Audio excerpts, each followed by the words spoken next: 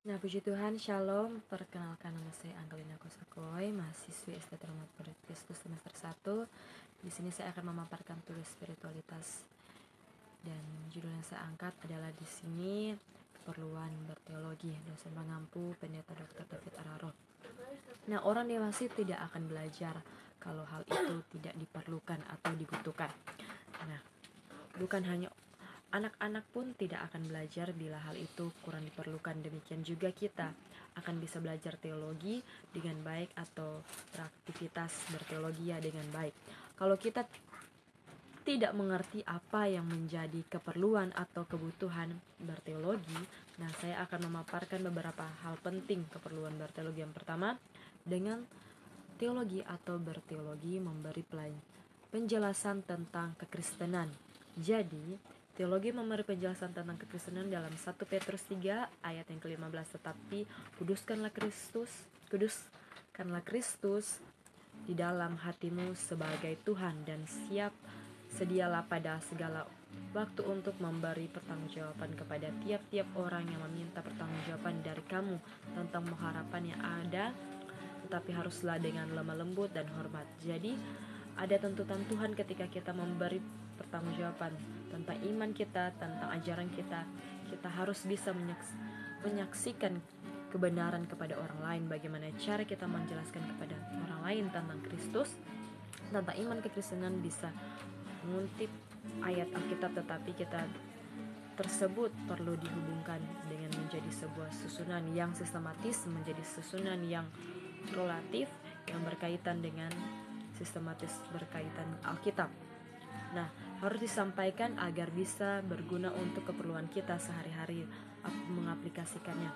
Yang kedua, teologi menyediakan kebenaran untuk mendewasakan dan pelayanan umat Allah. Nah, kebenaran itu sumbernya Alkitab. Jadi, tidak boleh kita membatalkan atau tidak boleh diganggu ketika Alkitab dibuat sistematis sesuai dengan cara sistematis. Bagaimana hubungan sehingga akhirnya memiliki korelasi, kemudian dapat disampaikan, dibahaskan, kemudian dapat dilaksanakan secara aplikasi, maka itu menjadi teologia tersebut. Selain menjadi sebuah kesaksian untuk orang lain, teologi tersebut juga menjadi sebuah kebenaran yang digunakan untuk pelayanan. Dalam 2 Timotius 3 ayat 16-17, segala tulisan ilmuwan Allah memang bermanfaat untuk mengajar, untuk menyatakan kesalahan, untuk memperbaiki kelakuan, dan untuk mendidik orang dalam kebenaran. Dengan demikian, tiap-tiap manusia kepunyaan Allah diperlengkapi untuk setiap berbuat baik. Yang ketiga, teologi seseorang menentukan relasi yang dengan Tuhan. Kalau teologianya salah, akar relasinya juga ikut salah atau bisa keliru. Dalam 2 Samuel 24 ayat 14, pemahaman tentang bagaimana teologi seorang akan menentukan relasi orang tersebut dengan Tuhan. Ketika Daud mengerti, memiliki teologi tentang bagaimana kasih Tuhan, dia tahu bagaimana Tuhan mendisiplinkan, tetapi Tuhan adalah Bapa yang baik. Dia memelihara kita, dan teologi yang benar akan membantu kita memiliki hubungan yang benar dengan Tuhan.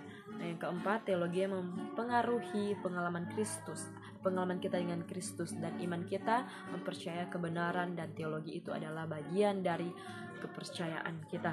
Kebenaran apa yang kita percaya itu akan menentukan apa yang kita alami. Dalam Matius 9 ayat 29, misalnya, kalau kita tidak mempercayai kebenaran Injil, maka kita tidak akan mengalami sebuah iman atau relasi hubungan dengan Tuhan.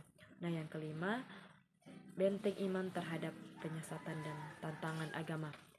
Nah, pada prinsipnya kita akan menghadapi munculnya agama palsu, ajaran-ajaran palsu, dan kita akan menghadapi filsafat-filsafat kosong, dan akan menghadapi pemahaman-pemahaman yang kosong. Dengan firman Allah kita dapat bisa mengerti tentang teologi yang sehat. Nah, bagaimana cara untuk kita menghadapinya? Dalam Efesus 4 ayat 13 dan 14. Nah, puji Tuhan, itulah yang dapat saya sampaikan. Kiranya Tuhan Yesus memberkati.